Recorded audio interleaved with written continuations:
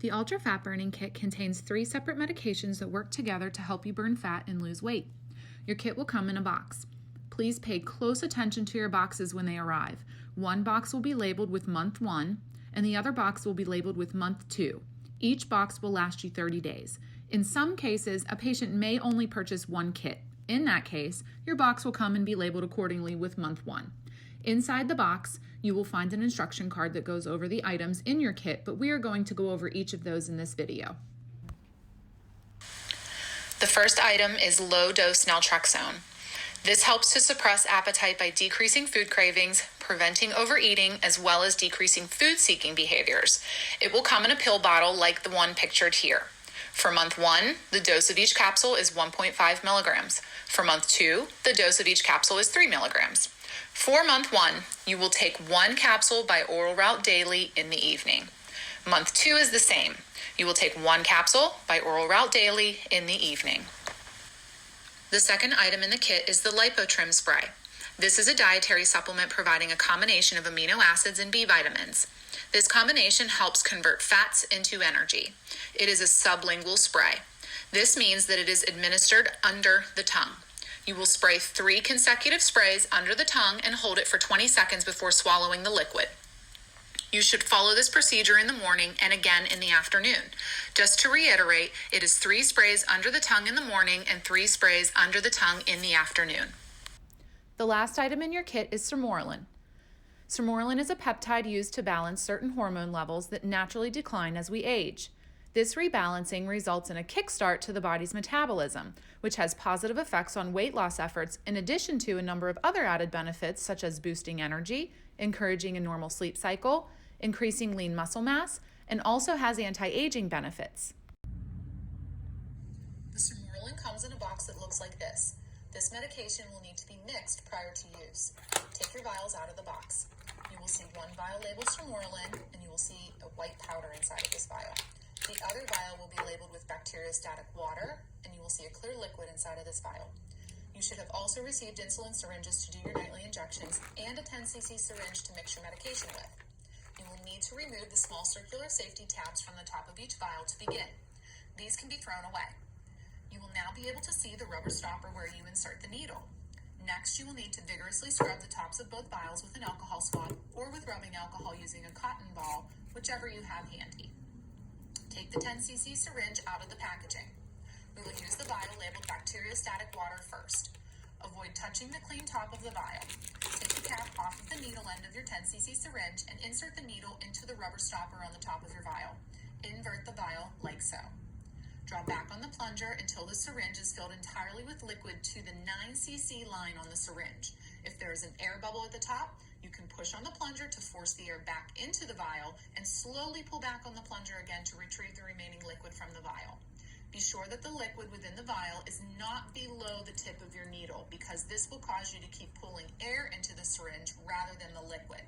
If you pushed your needle the entire way in at the beginning, you will need to slightly retract the needle so that it is closer to the entry point as you get closer to the bottom and there is less and less liquid in the vial.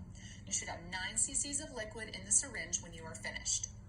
Pull the needle from the empty vial of bacteriostatic water. The empty vial can be thrown away in the regular garbage. Do not recap the needle. You will now insert the needle into the vial labeled Sermorelin. Push down on the plunger and inject all of the liquid into the vial of Sermorelin.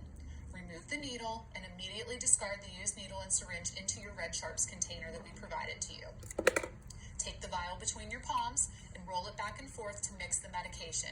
Do not shake the vial. Continue to do this until all of the powder is mixed into the liquid. When you can no longer see any white powder inside the vial, your medication is mixed and ready for use. This medication must be stored in the refrigerator after it has been mixed.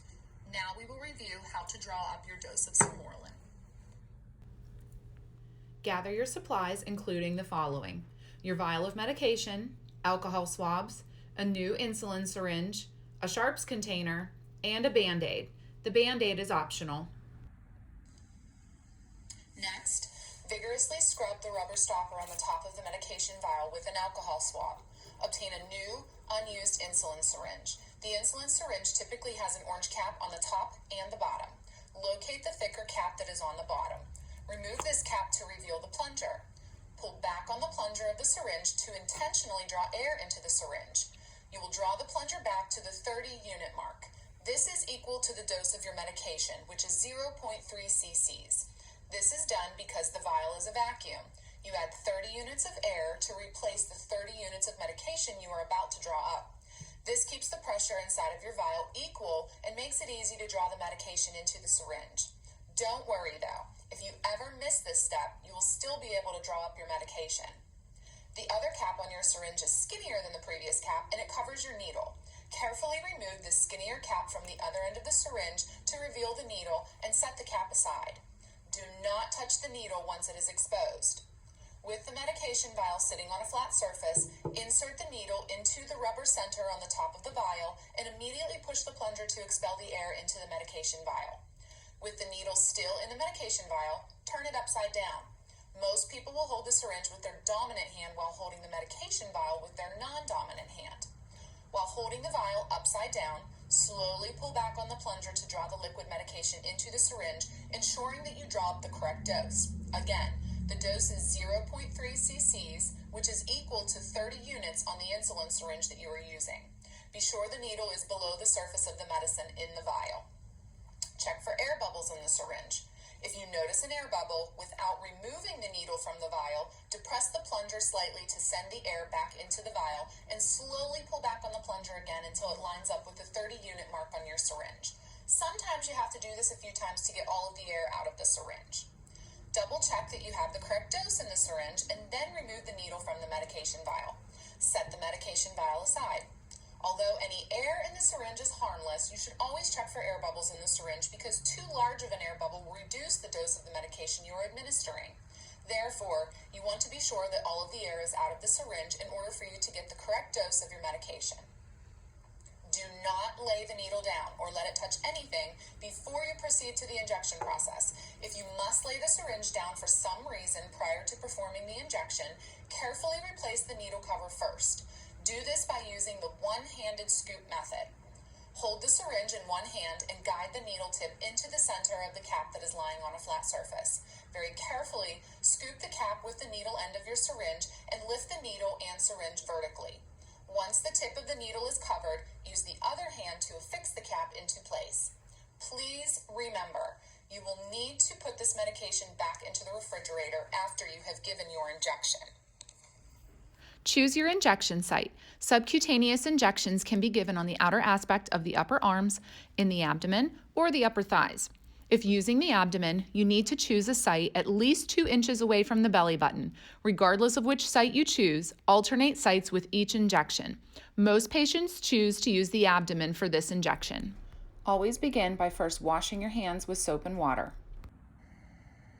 You will want to clean the skin of the injection site you chose in a circular motion with an alcohol swab. Let the skin dry completely. Hold the syringe in your dominant hand.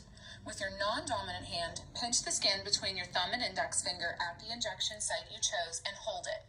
This pulls the fatty tissue away from the muscle and makes the injection easier.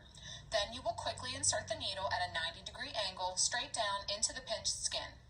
Inject the medication slowly by pushing down on the plunger until the entire amount of medication that is contained within the syringe is administered. Quickly withdraw the needle from the skin. Discard the used needle and syringe into the sharps container provided to you.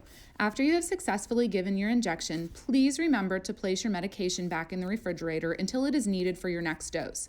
You may have some slight bleeding at the injection site. This just means that you have broken a small blood vessel under the skin. This is completely normal. You may apply a Band-Aid to the injection site if you feel it is necessary. You may also notice a small amount of bruising or slight soreness at the injection site later on. These are common events and nothing to be concerned about. Should you have any further questions regarding any of the medications in your kit, how to mix your medication, how to draw up your medication, or how to perform a subcutaneous injection, please reach out to the office for further assistance.